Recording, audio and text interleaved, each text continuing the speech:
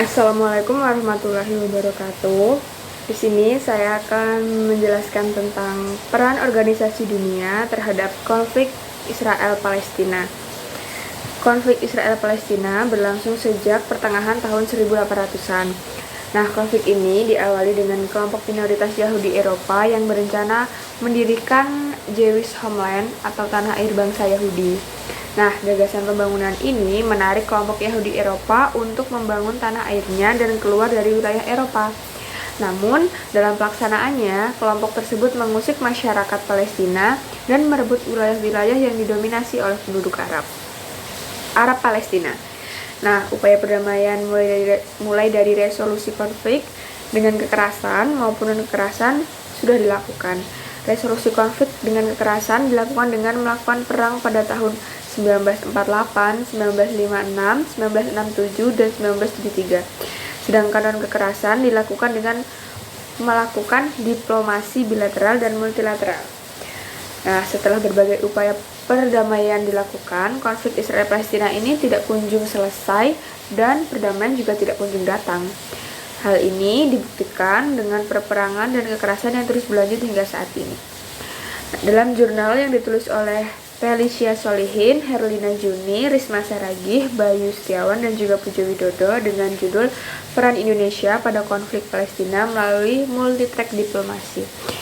Nah, Indonesia kan sebagai negara dengan mayoritas muslim yang lumayan banyak. Nah, ini tuh tidak tinggal diam melihat sesama kaum muslim Palestina diberlakukan secara tidak manusiawi oleh Israel. Nah, sebagai mediator, Indonesia memainkan peran penting untuk menyeimbangkan dan meredakan konflik Israel-Palestina ini dalam kancah bilateral, regional, dan juga multilateral.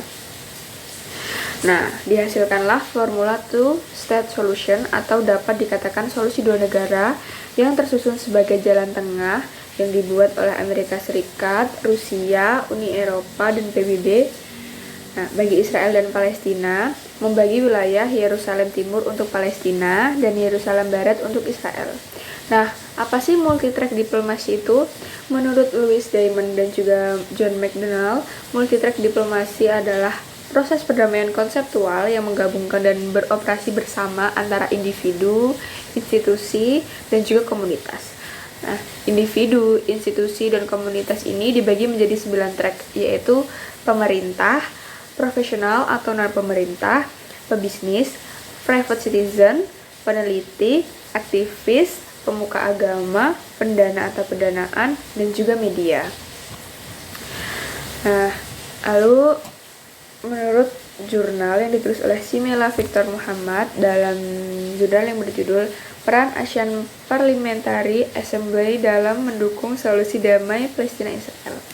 Nah, keterlibatan parlemen dalam aktivitas diplomasi yang juga dikenal sebagai diplomasi parlemen bukan dimaksudkan untuk menyaingi kegiatan diplomasi yang dilakukan oleh aktor hubungan internasional lain, tetapi dimaksudkan untuk mendukung dan memperkuat diplomasi yang sudah berjalan. APA atau APA menekankan bahwa perdamaian yang dipromosikan harus menghormati hak asasi manusia dan prinsip-prinsip kemanusiaan. Dalam perspektif EPA,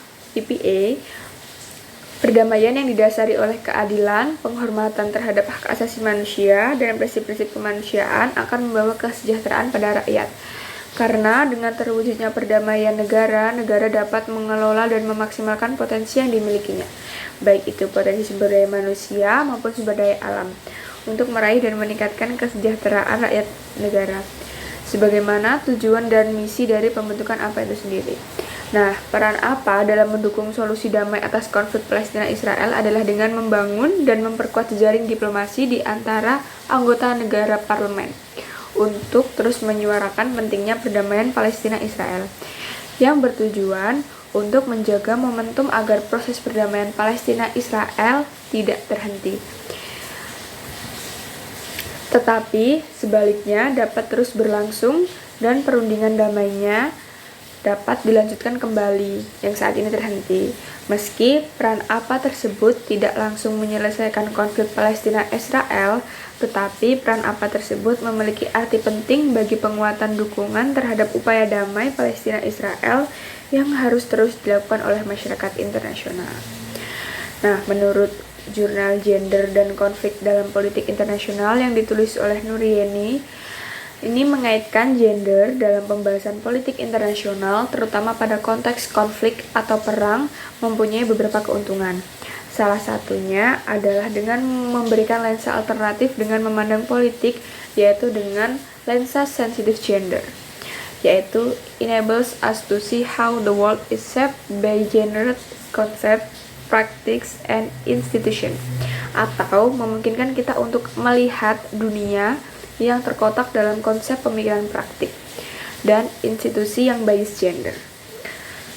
Kondisi perempuan dan anak-anak di berbagai wilayah dunia yang menjadi korban konflik kekerasan tidak luput dari perhatian PBB dan para aktivis kemanusiaan internasional.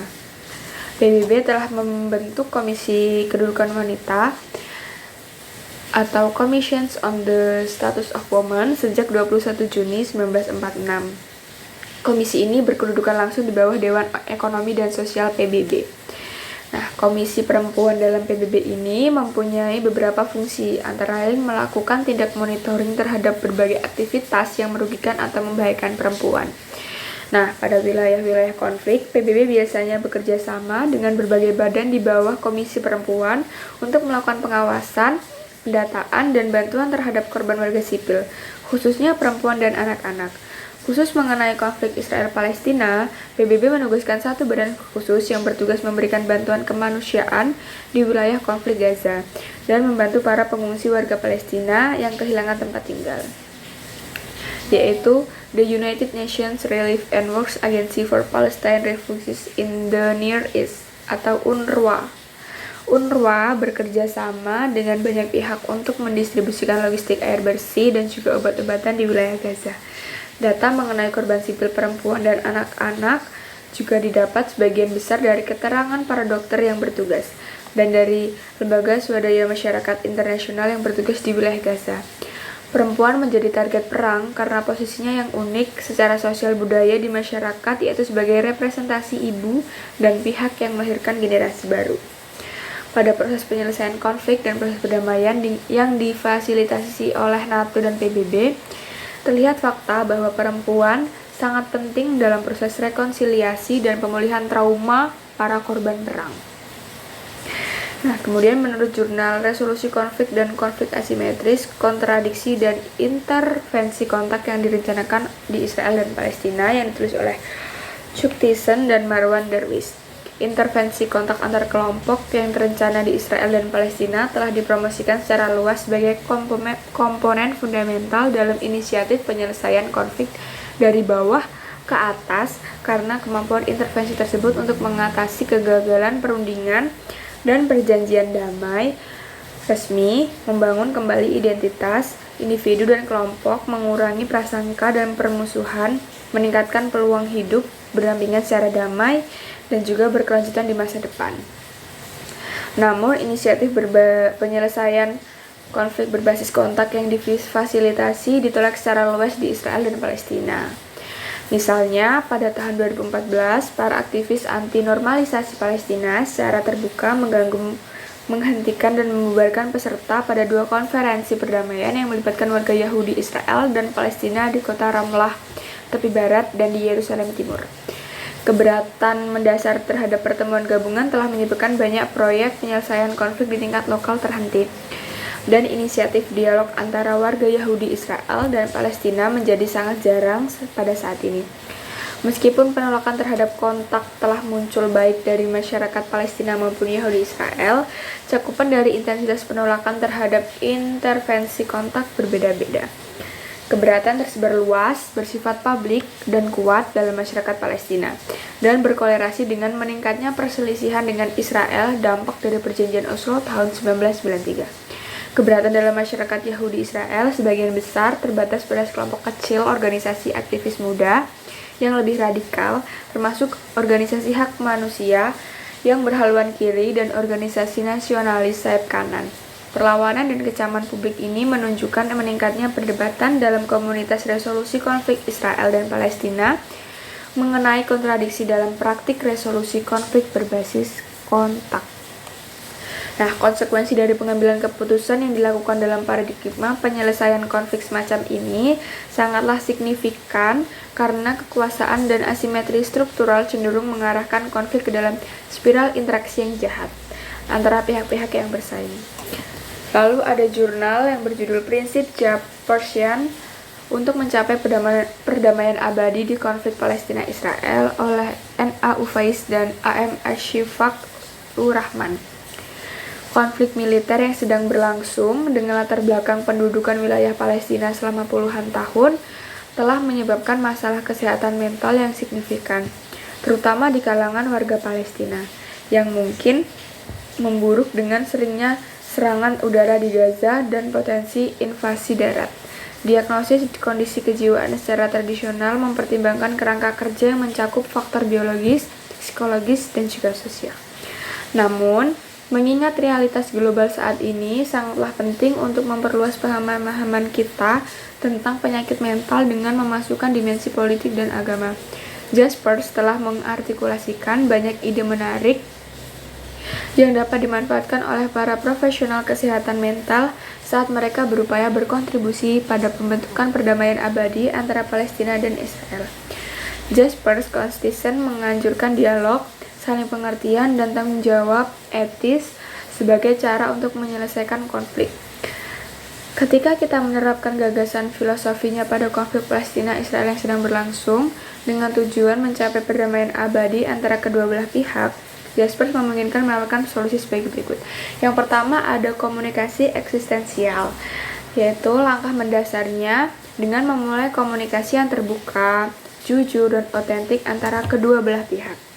Nah, tapi hal ini memerlukan pengakuan bersama bahwa setiap individu yang terlibat dalam konflik memiliki kemanusiaan dan martabat yang setara. Yang nomor 2, ada transendensi. Dengan terlibat dengan komunikasi eksistensial, kedua belah pihak dapat bercita-cita untuk melampaui batas-batas nasional dan budaya, meningkatkan pemahaman mereka satu sama lain ke tingkat yang lebih tinggi. Yang ketiga, ada tanggung jawab etis. Nah, dari perspektif Jasperan, semua pihak yang terlibat konflik harus memikul tanggung jawab etis atas tindakan mereka. Perdamaian yang berkelanjutan tidak akan tercapai jika tindakan dan tindakan balasan dari pihak yang berkonflik. Yang keempat ada iman filosofis. Nah, gagasan Jaspers tentang keyakinan filosofis mendorong individu untuk melampaui batas-batas agama atau ideologi dalam pencarian mereka akan kebenaran. Pemahaman agama yang inklusif seperti ini mungkin bisa menjadi terapi dalam konflik Palestina-Israel, di mana banyak argumen di kedua pihak berakar pada keyakinan dan ramalan agama. Nah, dalam konteks komunikasi organisasi, peran organisasi dunia dalam penyelesaian konflik Israel-Palestina melibatkan strategi komunikasi yang kompleks. Organisasi dunia secara terus-menerus memonitor dan mengevaluasi efektivitas strategi komunikasi yang diimplementasikan. Hal ini memungkinkan adaptasi strategi untuk memenuhi perubahan dinamika konflik. Pengukuran dampak komunikasi organisasi membantu mengidentifikasi perubahan opini publik, perubahan kebijakan, dan juga kontribusi terhadap upaya penyelesaian konflik. Melalui pendekatan komunikasi organisasi yang baik, organisasi dunia dapat memainkan peran kunci dalam merancang strategi komunikasi yang berdampak dalam upaya penyelesaian konflik Israel-Palestina. Itu saja yang bisa saya sampaikan. Terima kasih. Kurang lebihnya mohon maaf. Wassalamualaikum warahmatullahi wabarakatuh.